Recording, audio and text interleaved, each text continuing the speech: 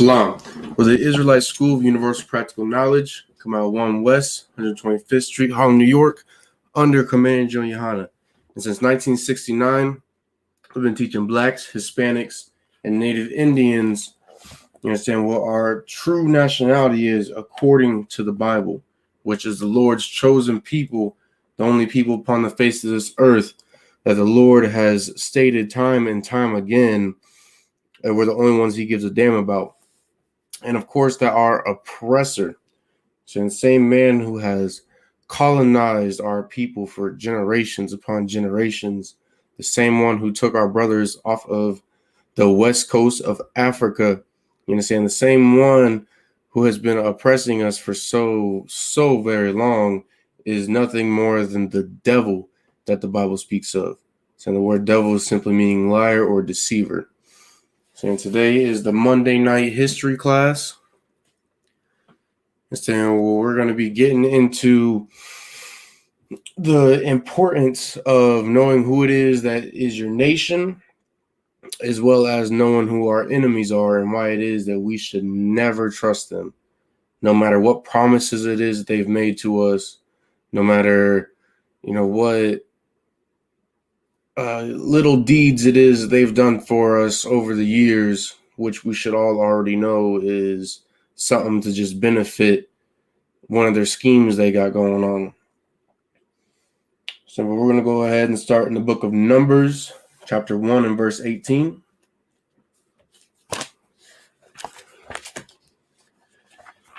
Give everyone a little bit to get there.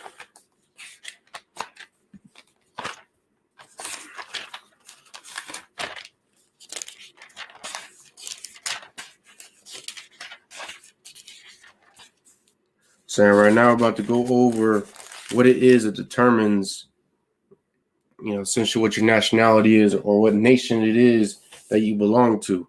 Because America sits there and promotes that, all people are one. America is even known as the melting pot, where all nations come together and unify with one another. But that's not what the Lord said. We're going to go ahead and get into it. Book of Numbers, chapter 1 and verse 18.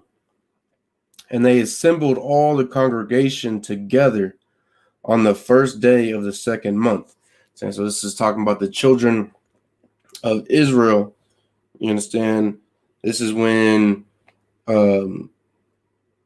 Moses is essentially laying down, the foundation for our nation after we came out of captivity from underneath the Egyptians. And they declared their pedigrees after their families. And so this is the children of Israel, so-called Blacks, Hispanics, and Native Indians. So we announced what our heritage was and went by the seed of our father. You understand? That's why it says, we're about to get a little further into it. By the house of their fathers. It's like I jumped the gun a little bit. But that right there, that's why we came together and we started to declare what our heritage was. We started naming off our forefathers, but we went by the house of our fathers.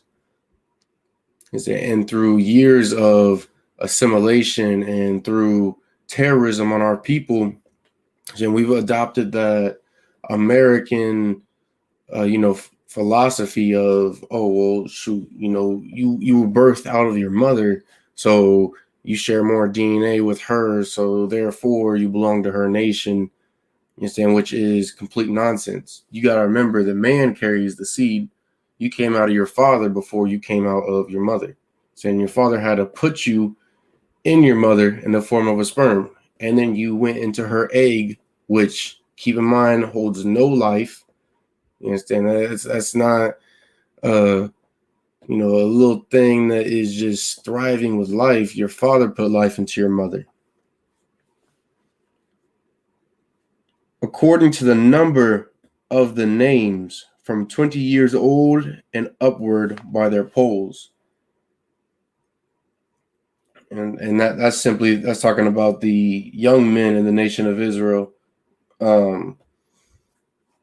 essentially getting our fighting forces together. But this is just one very ancient example of how it is that we used to determine who belongs to what nation, and that's something that we have always done as a people up until the point of different Europeans coming over, trying to colonize us, trying to assimilate us, enslave us, and just through all these different years of curses and generations of curses, eventually we started to forget our customs, our culture, and we start adopting the different customs from these other nations, just like it is how a lot of native tribes go based off of their mother to determine the nationality, which all of that is, simply Christian, for the simple fact that, going based off the mother, like that's just us worshiping women. You understand? That's exactly what our oppressor does. That's exactly what these Africans do out here. That's what Asians do, is they worship women like they're gods. But that's not what our people are supposed to be doing. You understand? We're supposed to be keeping these laws, statutes, and commandments of the Lord and knowing what it is that is expected of us as a nation. So lucky.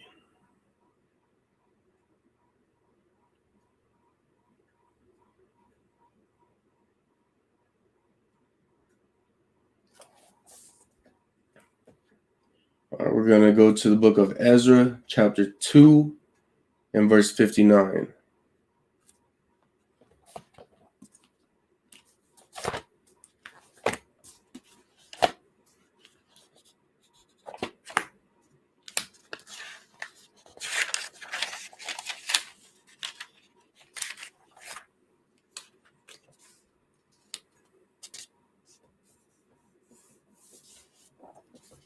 Give you a second to get there.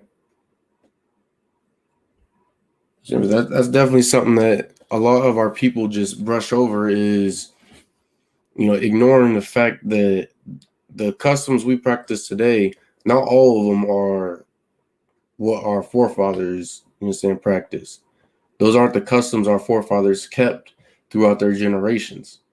And we ignore the slavery that we've been through. We for some reason don't believe that can have some type of impact on our culture or customs. Some reason we don't believe that assimilation can have some type of impact.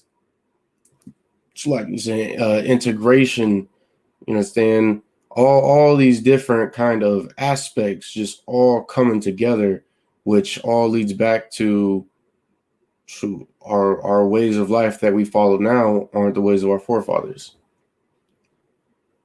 You understand? In the civilized, so-called civilized native tribes are a perfect example of that.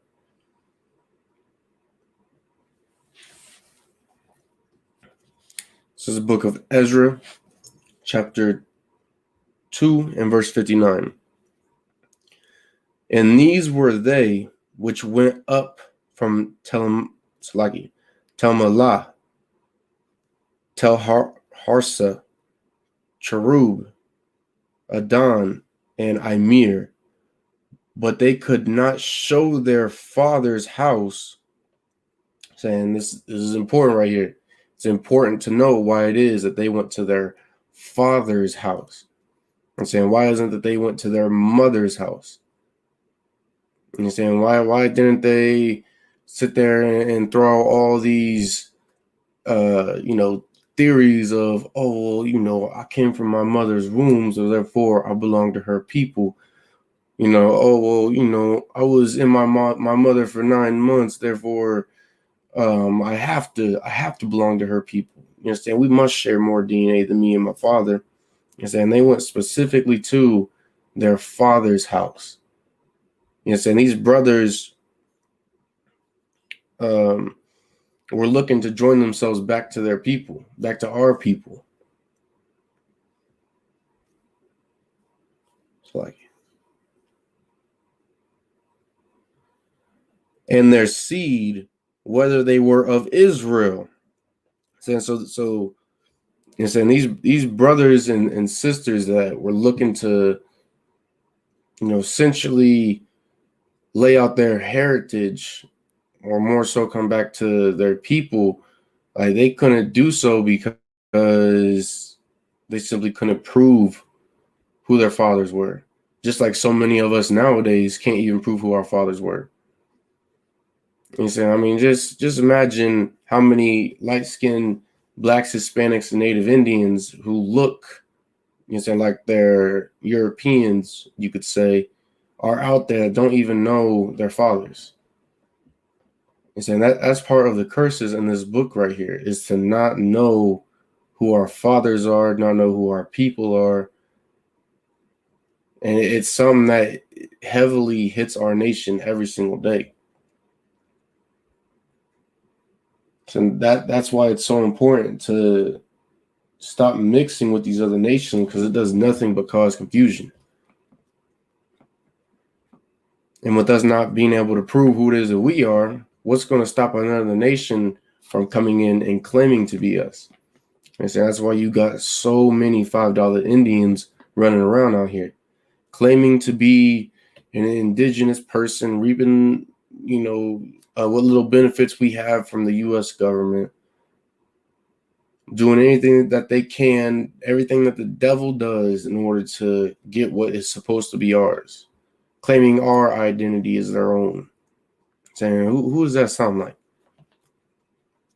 Besides $5 Indians. And saying that sounds just like the Jewish man who is going around claiming to be the Lord's chosen, but meanwhile he's just another devil. You understand? So-called Negroes are the real Jews. You understand? Our brothers are the real Jews. Saying just like blacks, Hispanics, and Native Indians are the real Israelites. We ain't no, make believe, ain't playing no dress up, none of that.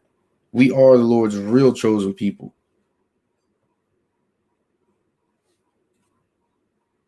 And once we stop mixing with these other nations, and not only causing confusion that way, but as well as stop adopting these different philosophies and doctrines of these other nations, hey, shoot, it's the quicker we can come back to following the ways of our forefathers.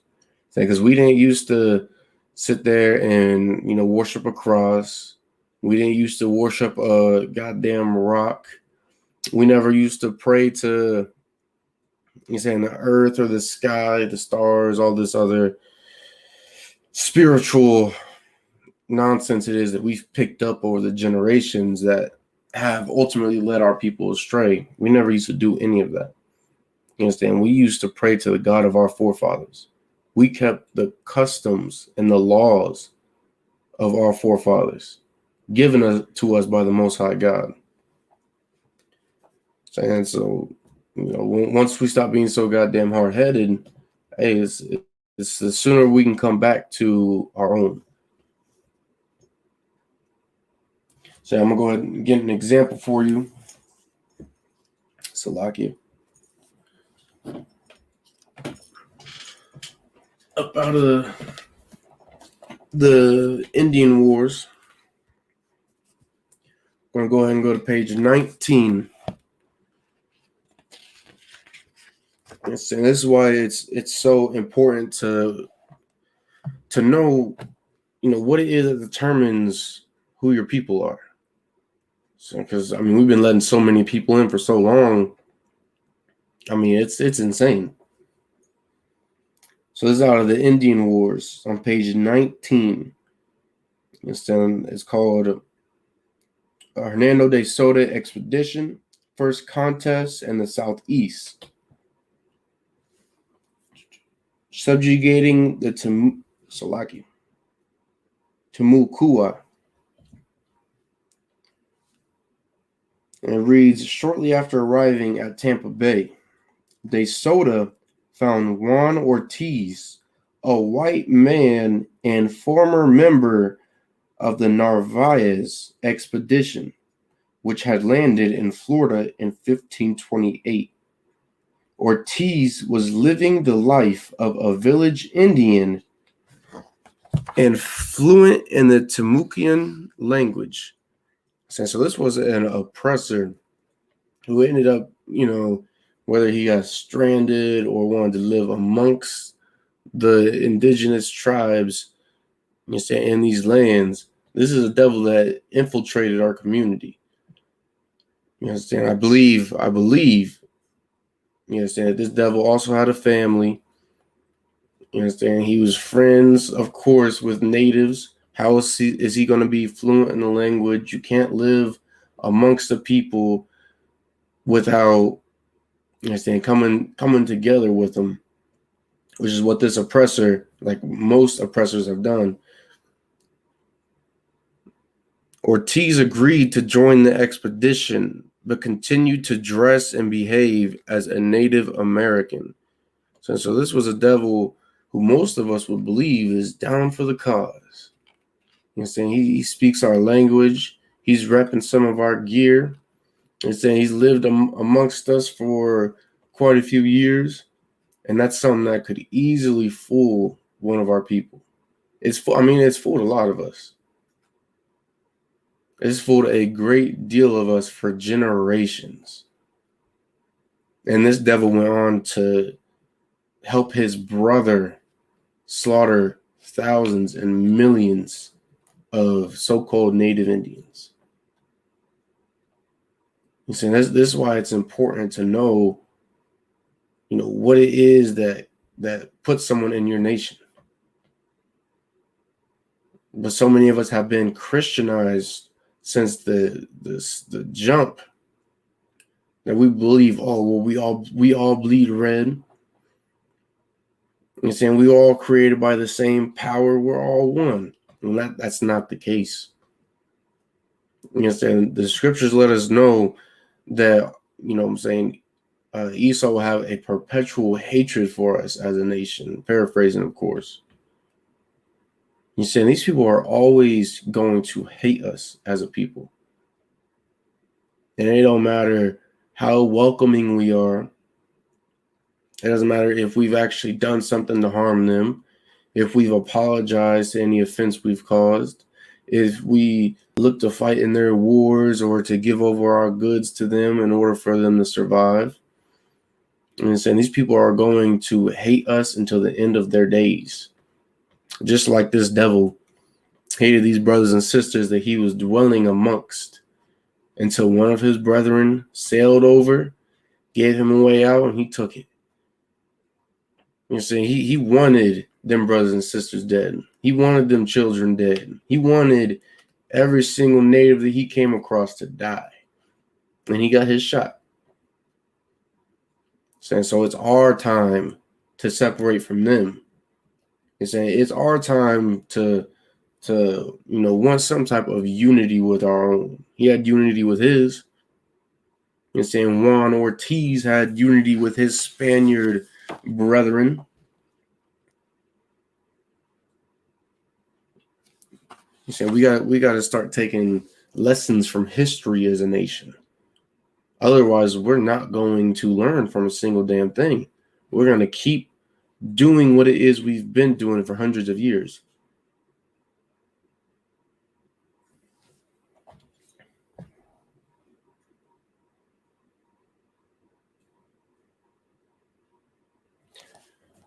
I'm saying, we're about to hop into real quick and say why it is that our nation is so destroyed.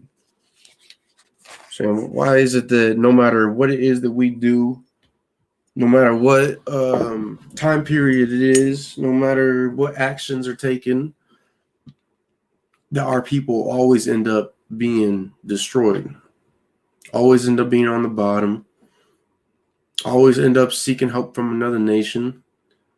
Why it is that our youth always end up, just utterly out of their goddamn minds.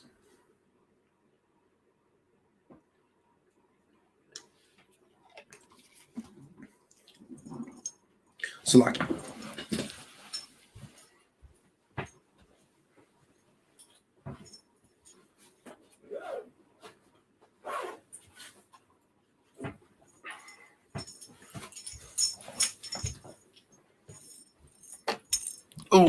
go ahead and go to the book of Deuteronomy, chapter 28 and verse 15.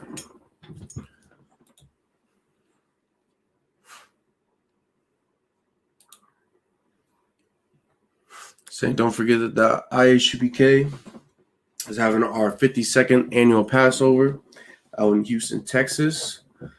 I believe it's April 24th. Saying on the 23rd, we're having a mansion party. The 22nd, I believe we're having our lamb slaughter. Saying then after the Passover, we're having the Feast of Unleavened Bread. All Blacks, Hispanics, and Native Indians are welcome to come, of course. Saying we're all about spreading that brotherhood, about unifying the nation, which we all know it's something that is deeply needed amongst our people, is unity. I'm saying pay $200 per adult to get into the Passover, which is a very small fee to experience all the wonders that it is that comes with, saying this brotherhood and sisterhood in the I.S.U.P.K.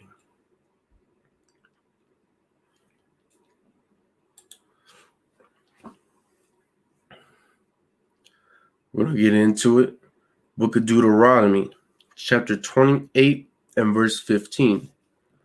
But it shall come to pass, if thou wilt not hearken unto the voice of the Lord thy God, to observe to do all his commandments and his statutes, which I command thee this day.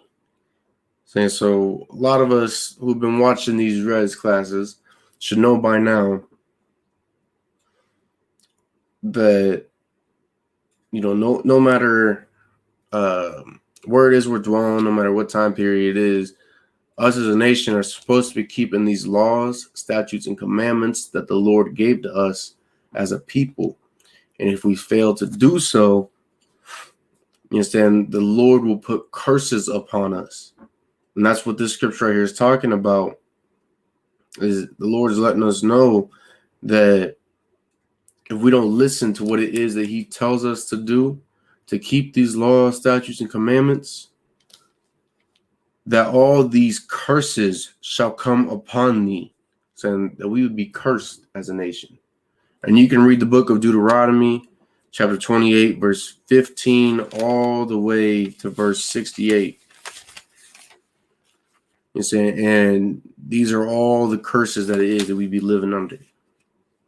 Saying all the afflictions it is we go through because we chose not to follow our God, not to follow the ways of our forefathers, but rather to follow the ways of our oppressor and these different heathen nations round about.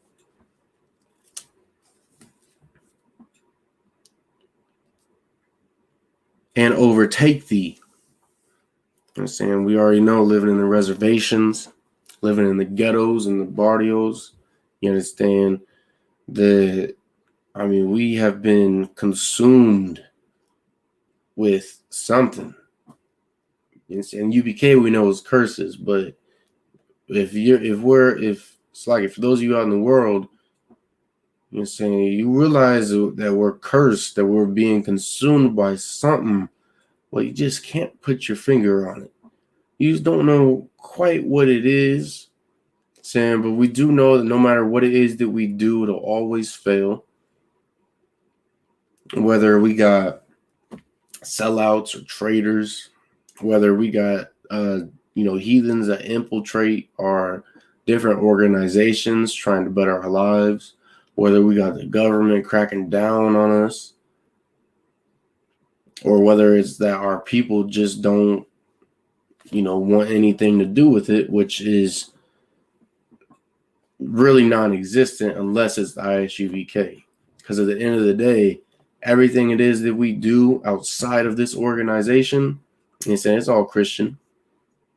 It's saying the AIM was Christian, the Black Panthers were Christian, You know what I'm saying? We already know the civil rights was Christian, civil rights movement. You know what I'm saying? All of that out there, it's not of the Lord, therefore it's always going to fail. But in the I.S.U.P.K under Command GEN.YAHANNA, we've been going strong since 69. You understand? We've been keeping the customs and traditions of our forefathers since 69. The real traditions and customs, not something that was indoctrinated or was ultimately forced upon us, like many things it is that our people do now. You understand? So let me get this example for you real quick. The Black Indians, page 29. You know, so this is one of the curses it is our people not only went through but still go through today. So this is from the book The Black Indians, page 29. It says, children are torn from their distracted parents, parents from their screaming children, wives from their frantic husbands, husbands from their violated wives, brothers from their loving sisters, sisters from their affectionate brothers. See them collected in flocks, and like a herd of swine driven to the ships. They cry, they struggle, they resist, but all in vain. No eye pities, no hand helps. And this is one of the curses in this book right here, that it says the children of Israel would live under if we chose not to follow the law, statutes, and commandments of the Most High God.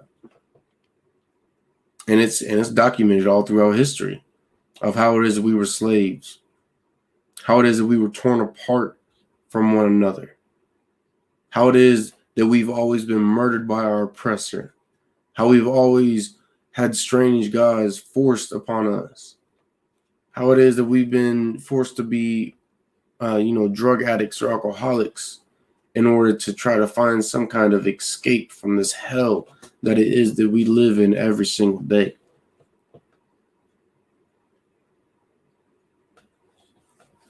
I'm saying we can't be anything else other than the people in this book right here. You understand? Because everything that has happened to the children of Israel, I'm saying in the Holy Bible, it happens to blacks, Hispanics, and Native Indians every day. And it has been happening for generations. And it's going to continue to happen until we come back to following our God.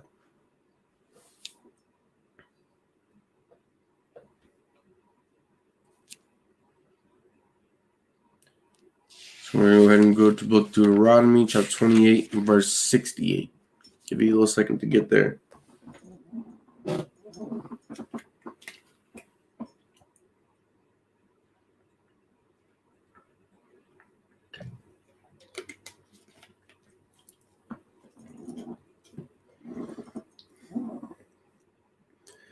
So we just went over how does you determine who it is as part of your nation.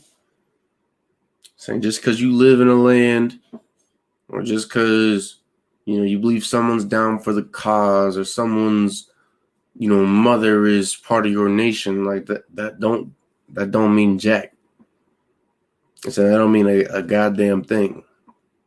You understand? What matters is what the seed of your father is. So let's get into knowing who it is that our enemy is. Because, Jesus, with all the generations it is that we've dwelled in America, we've just been so heavily indoctrinated into the Christian way of life that we don't even view our enemy as, an adversary. Saying we don't view every one of them as a threat to our prosperity as a nation.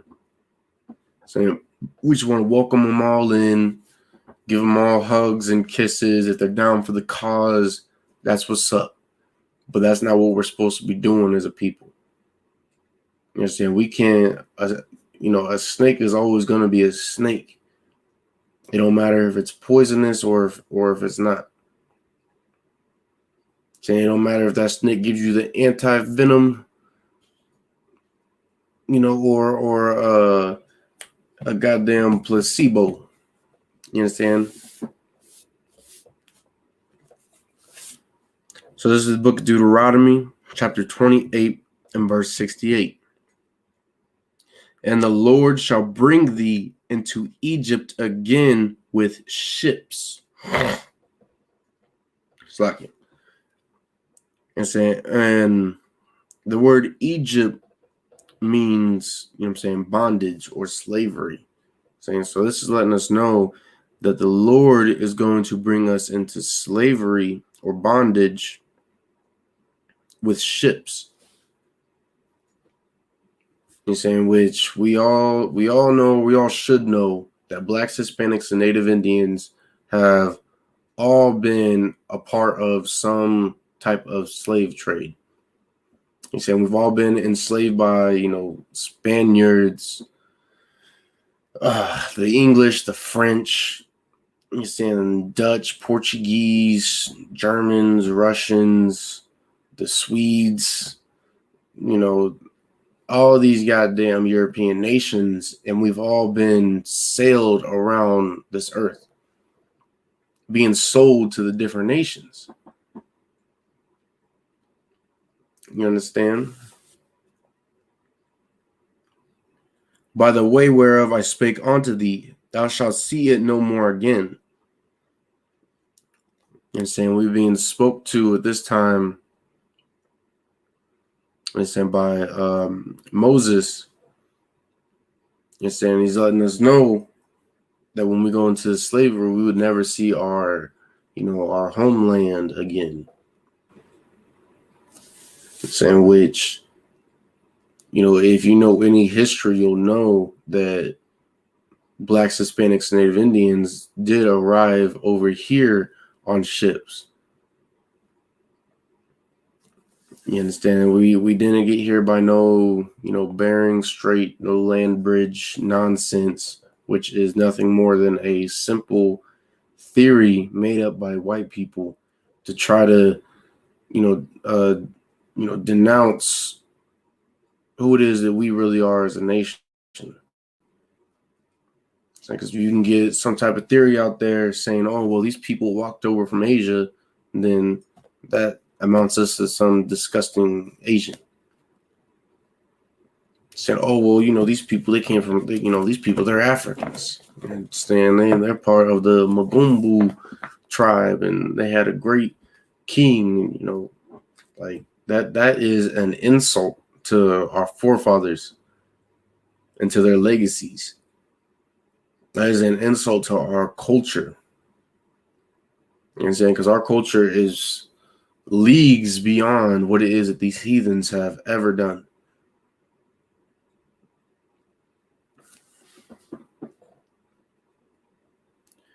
And there ye shall be sold unto your enemies for bondmen and bondwomen, and no man shall buy you. That's self-explanatory. So we already know that we've been taken, up to England, sailed down, the coast, been sold into fucking India. It's locking my language. We've been sold into India, been sold along the coast of Africa, been sold to Asians. We've been sold to everybody. You really think about it. When you think about the slave trades and, all these different nations who had a hand to play in it, like, we've really been captives to everybody. And that's just within the past, couple hundred years. That's not even counting biblically. And these nations, they didn't sit there and say, hey, this is wrong. This should not be done. These people need to be freed. They should stop being conquered and brutalized over in their lands. So a lot of us will say, oh, well, you know, that was just the times. That's just how people were back then. Saying how people were back then, it's the same way they are now. Like, not a damn thing has changed. And saying don't sit there and try to make excuses. Also, it is that we can, you know, try to find some kind of love within these damn devils and heathens.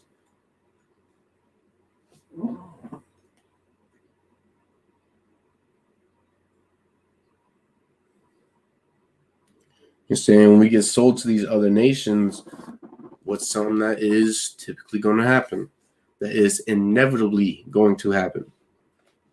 You're saying we're going to start to take on their customs. You're saying take on their culture. And for any of our brothers and sisters who had to go through that hell on that voyage and come all the way back to the Americas, which, you know, quite a few of us did. We brought that same culture, those same customs back with us to show our brothers and sisters.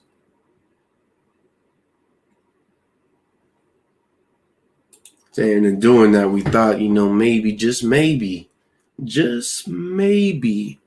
these devils will see that we're, you know, practicing these customs of these other people, and they might leave us alone. And so these other people's God, it might save us and show us some mercy. I'm saying because we got to, you know, eat that day, and then we chalk it up to this heathen God.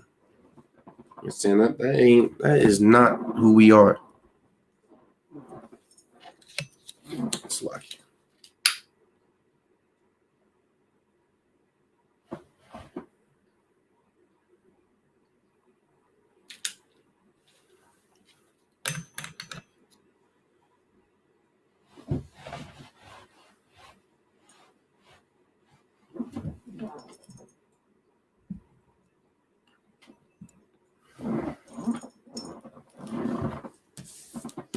So we're going to get an example for you out of American Holocaust, page 88, to show how it is that we were taken abroad, just like our so-called African American or Black, Negro. You know, there's so many goddamn names we go by nowadays without actually knowing who it is we are. And the same way as our so-called Hispanic brothers were shipped across the ocean as well. So this is from American Holocaust on page 88. Make sure I got the right one. All right. It reads, the Indians are being totally destroyed and lost. They beg with a cross to be given food for the love of God. So I mean, like, that alone shows you that our oppressor knows how it is that he can, you know, easily get us to, you know, come to his ways, as to pick up his you know, his culture or his, you know, customs.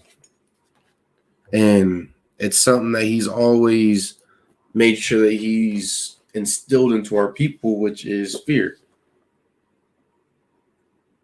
So he knows it's something so simple. In a sense, I want to say so small, but that's really only because, you know, brothers and sisters in UPK, we learn to conquer our fears. That's why it can be considered so small to one of us. But for a brother or sister in the world, you understand, fear is a hell of a thing. You say that's a hell of a demon that you must conquer. And sadly, fear was instilled into us so long ago during these different conquests, during these different captivities,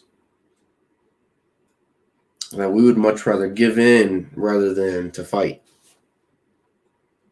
So we would much rather picked up that cross prayed to, who they call Christ, which is, really Caesar Borgia, and to, adopt their ways. That's what we would have much rather have done, rather than to just be like, hey, you know what? I'm not leaving behind my culture. I'm not gonna pick up your customs, your disgusting ways of life, and saying, put me to death. That's what we should have said.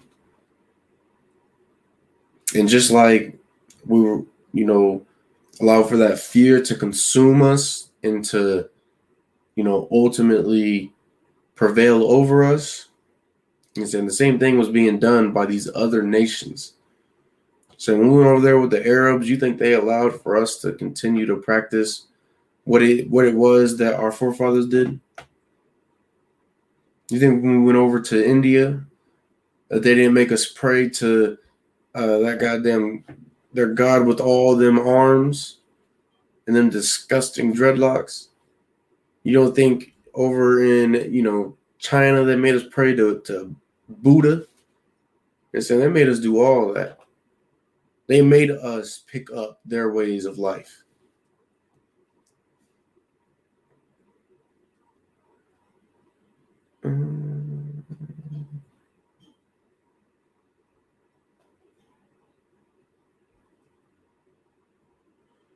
We'll stop that there.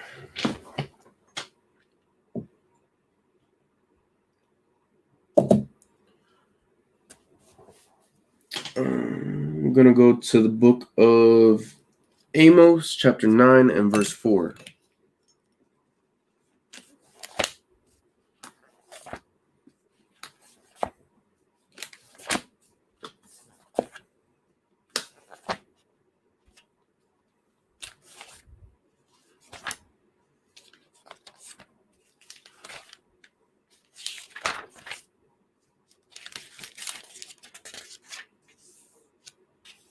Give me a second to get there.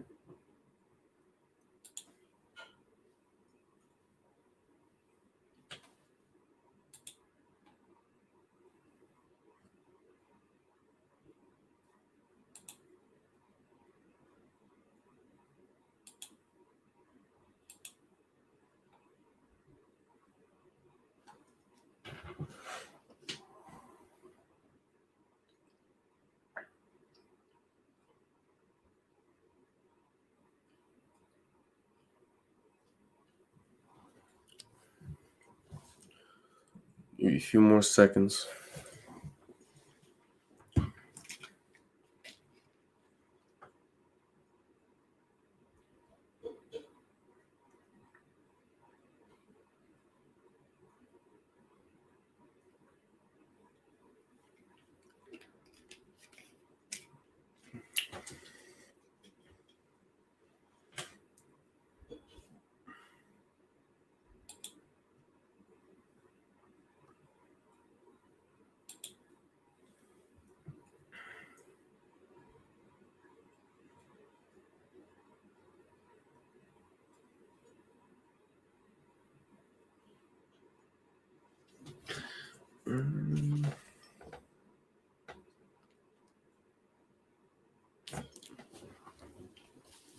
All right, let's go ahead and get it.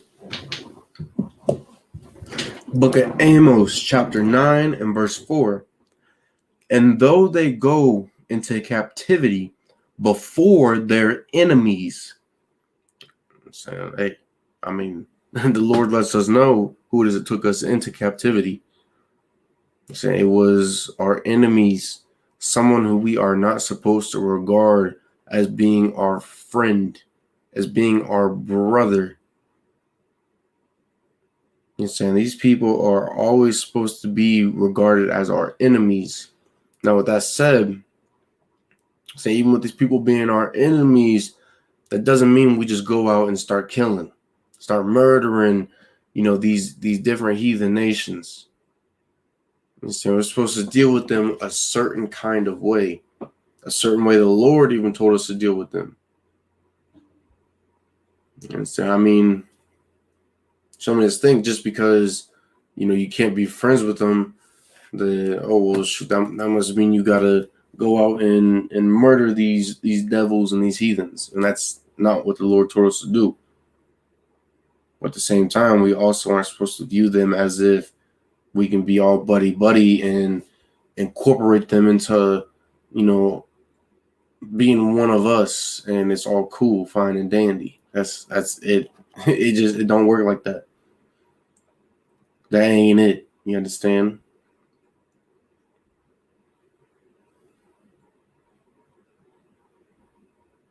Thence will I command the sword, and it shall slay them.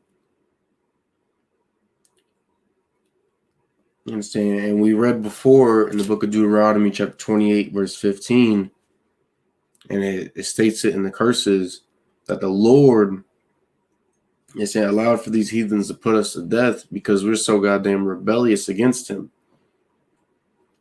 And saying he told us not to sleep with their women. We go out and sleep with their women. He told us not to take on their gods and to make idols. We did exactly what he said not to do. And saying we did everything he told us not to do. And we wonder why it is that we're in such a bad condition as a nation. And saying you don't listen to your father, you're bound to get disciplined. You understand?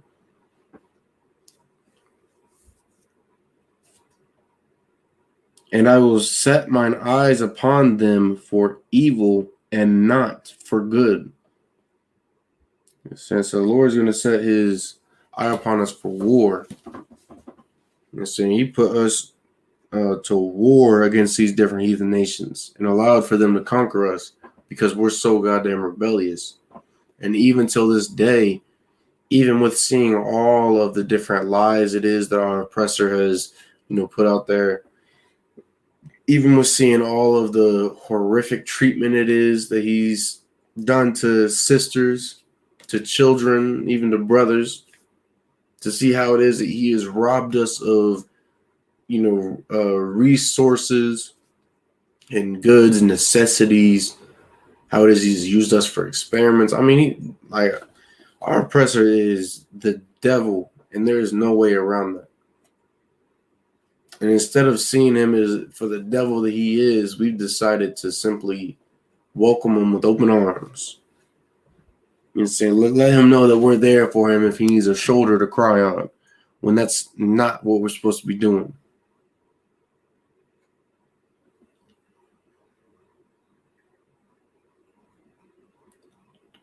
Let me give this example for you real quick.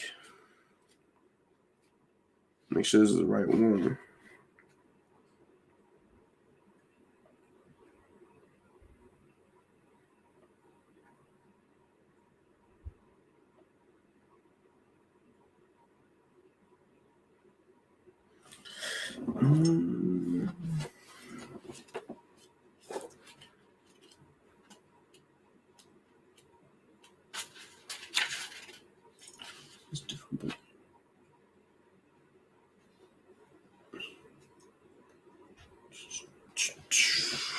One second. Some little crunch on time, so I'm trying to see which example best fits. So regardless, we all know this history. We all know how it is that our oppressor has done us throughout the generations. It's just coming to terms with accepting, the role that it is that they play.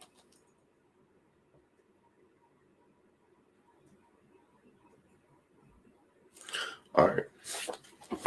So this is an example from the Indian Wars, page 26. The Battle of Okoma. It's the fourth paragraph down, and it reads, Spanish troops killed more than 800 of the inhabitants. They took another 500 captive. They amputated a foot from each of 24 Okoma Indians and enslaved all male captives. So not only these Spaniard bastards sit there and murder 800 men, women, and children, or Slovakia. You know what I'm saying? 800 warriors, Slovakia. I'm saying, but they also took 500 captive and started mutilating their bodies. Even if it is what our oppressor would consider a low number, 24 brothers, that just shows you, the spirit it is that these people have. You see, it shows you what kind of a monster it is that they really are. You understand? They already won a battle. They already took their prisoners of war, inflicted heavy losses upon us. They're already taking us away from our families, away from our land. They're making it so that our nation is going to have not only a hard time fighting a war, but a harder time getting these, brave brothers, back to help sustain the community. But they also went out of their way to just mutilate them. You're saying to chop off their goddamn foot. That's damn near a death sentence back then.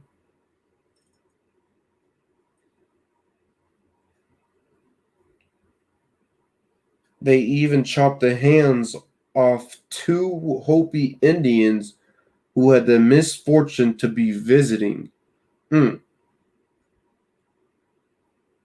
it was just two brothers, 2 sisters, or brother sister. It's not specific.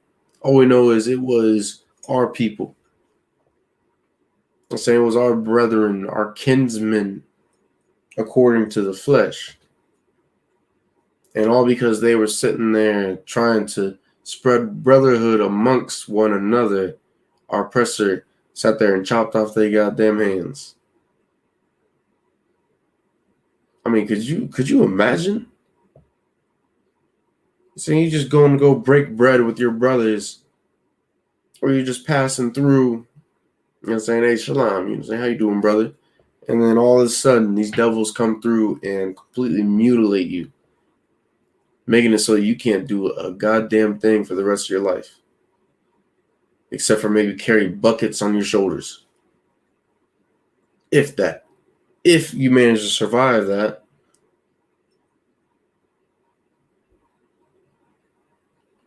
They released the Hopis to tell their brethren about the demonstration of Spanish resolve. The enslaved Acoma Indians were dispersed throughout the Spanish Empire in the Southwest and Mexico. Man, you gotta be one sick, sadistic bastard to do that to a nation of people.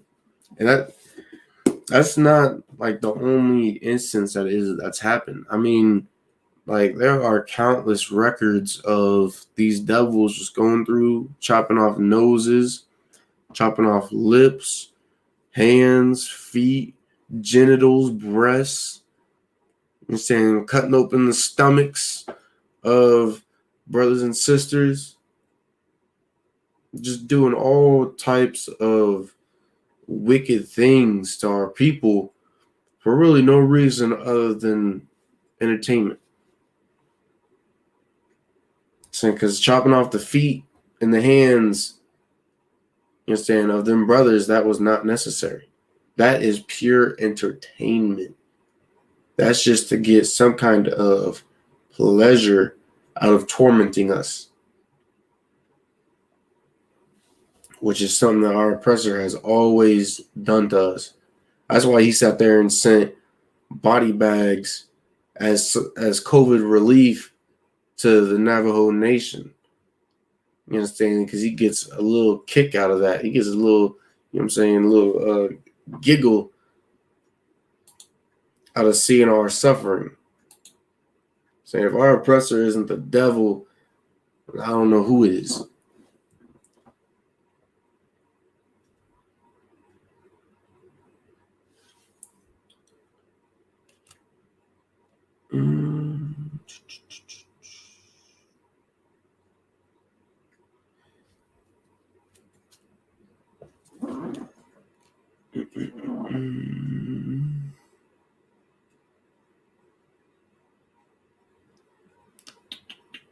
Let me check. Let's go Luke 12. Luke 21 and 24.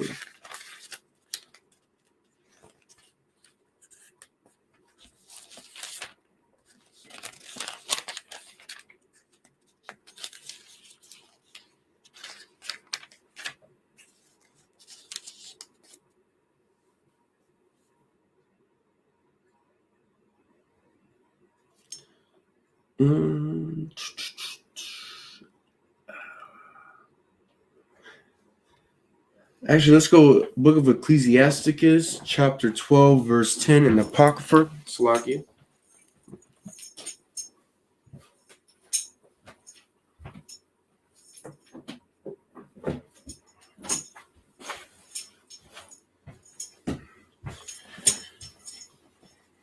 I want to get real quick why it is we shouldn't depend on our enemy before we get up out of here.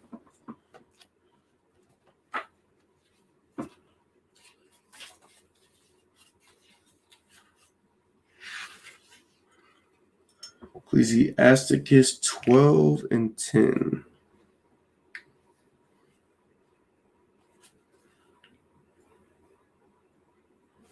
All right, we're going to go ahead and get into it.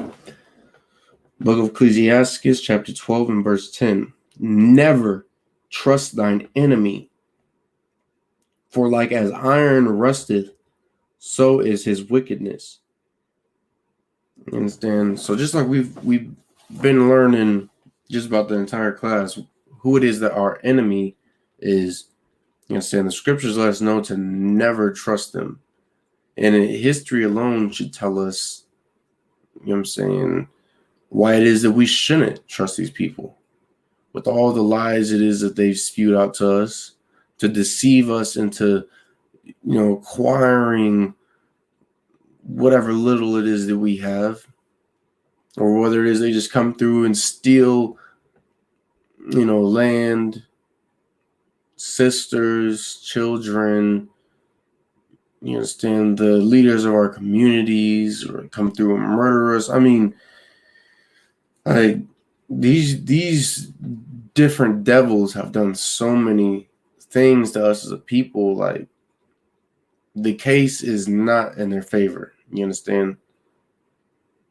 Like, if we just go back and look at all these different deeds, like, we should know better than to join ourselves to them. We should know better than to think that it's okay to welcome them into our communities, because these people are, like, they're just natural born terrorists, murderers, thieves, rapists, you know what I'm saying, child molesters, you name it, that's what they are. And it's what they've always been, and history tells us that. For like as iron rusted, so is his wickedness. And so just like iron is inevitably going to end up, you know what I'm saying, rust, whether it's rusted all the way to the core, or it's got, you know what I'm saying, the rust on the outside of it.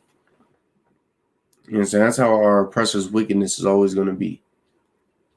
You know what I'm saying? Whether it's him being, you know, someone who blatantly hates our people, or if he's someone who portrays himself as, you know, the good guy, and someone you can trust, someone you can depend on when it's hard times. But then when it gets to them hard times, when it's leading up to him being able to have some kind of advantage over us, then he shows his true nature, shows what kind of a devil it is that he really is.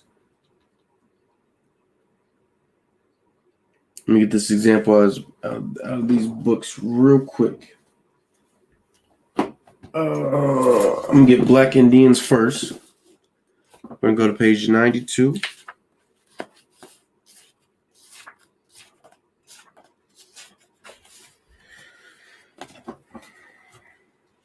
All right, so this is about to be talking about a brother who has fought for the U.S. military. Saying he got him a congressional, it's like a Medal of Honor. And we're going to learn about how it is that these devils did this You know what I'm saying? Poor brother. So on page 92, the brother's name is Titus Payne. And it reads, Payne had a reputation as a tough man and had earned a Congressional Medal of Honor. The sheriff may have planned his next move or just lost his courage. So essentially they had like a bounty out on this brother Chief Horse who Payne was out with. At any rate, he did not arrest Payne, but blasted him from behind with a shotgun at such close range that Payne's clothes caught fire. It's a damn shame. So this brother who had a Medal of Honor, you know what I'm saying? A medal that is, up there in the military, just ended up getting blasted by some devil at close range with a shotty. So close that brother's clothes caught fire. We think because we fight for our oppressor that it means something. Saying a lot of us out there who have fought for our oppressor or still do, we damn near think we're a league or two above our brothers and sisters. When, at the end of the day, like, we're just gonna we all get done the same way. It really don't matter. Even though his brother laid his life on the line for America and her people, and fought and bled for her people, it still ended up doing him just like any one of us that just walks the streets. We get this last example and we're going to close it out.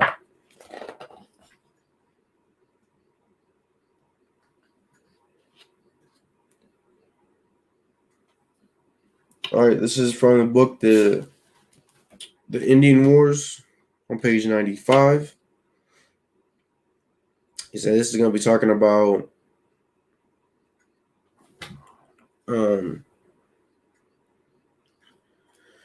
essentially some two brothers who had a devout loyalty to the British, and we're going to find out how, these brothers were inevitably treated just like so many Blacks, Hispanics, and Native Indians are treated today, no matter what our loyalties are, no matter what sacrifices we have made for our oppressor, we all get done the same way. So it reads, Shawnee Chief Blue Jacket and Miami Chief Little Turtle tried to regroup at the British-controlled Fort Miami, but were locked out. They had been allies of the British throughout the Revolutionary War and afterward, and the betrayal by their allies came as a terrible shock. It is what it is. Like us as a people, even back then, we had such high expectations, such high hopes when it came to our oppressor, when we should have accepted a long time ago that the devil is the devil. He's going to do what the devil does, which is to lie and deceive. Which is why these two brothers, along with their men, had that, just gut-wrenching feeling of having them doors barricaded against them when they fought for so long for the British. When they lost so many friends, when they lost family, they lost possessions, they lost years of their lives fighting for these people, and they shut them out like they were just some dogs and left them to die, left them to be taken captive, so that they could go on to make their own little peace tree to save themselves as compared to them brothers. I'm saying our oppressor is the devil, the Bible speaks of.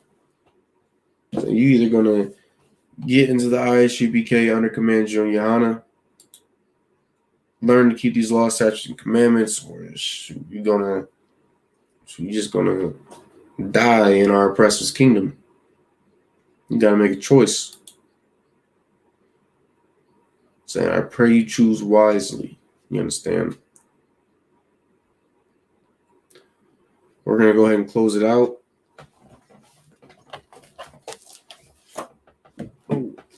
So I-majim, which means a stand.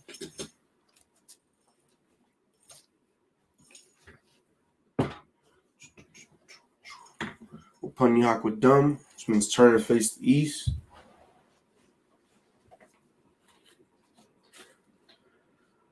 We're going to do the Lord's Prayer in Hebrew.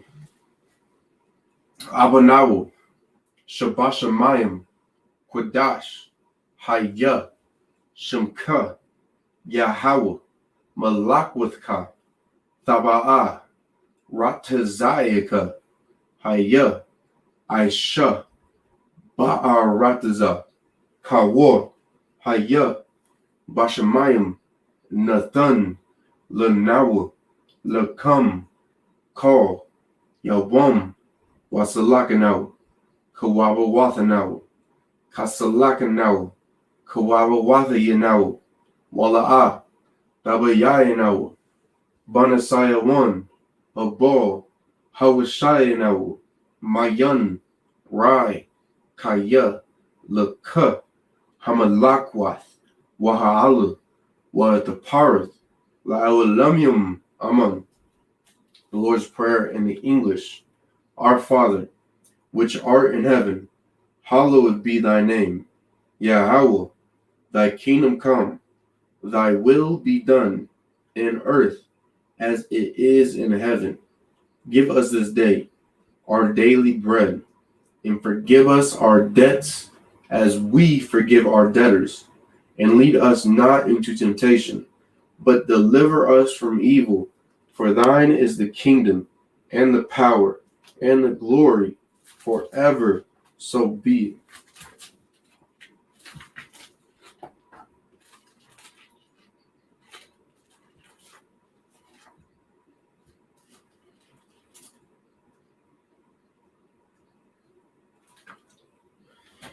The anointing prayer in the Hebrew. Yabaraka Yahweh, Wayashamarka, Ya'ar Yahweh, Panyawa, Al Yaka, Wayakanak, Yasha'ah, Yahweh, Panyawa, Al Yaka, Wayasham, Laka, Shalom, Yahweh, by Shem Yahushai, Barak, Rapah, Magun, Hagun, all the destroyed of Israel. By Shem Yahushai, Waraman. Anointing prayer in the English. Yahweh, bless thee and keep thee. Yahweh, make his face shine upon thee, and be gracious unto thee. Yahweh, lift up his countenance upon thee, and give thee peace. Yahweh, in the name of Yahushai, bless, heal, shield, protect. The name of the loved ones we just named. Sar, which means a turn. I'm going to give a courtesy to the brothers watching online. Men of Israel, Amajim Shabbat, Amajim, Barak, Yahweh Shem Yahushai Barakatham. Is a matah. I'm going to give a courtesy to the sisters online. Men of Israel, Amajim Shabbat, Amajim, Barak, Yahweh Shamar al Thumba Hashem Yahushai. Is a matah. Class dismissed.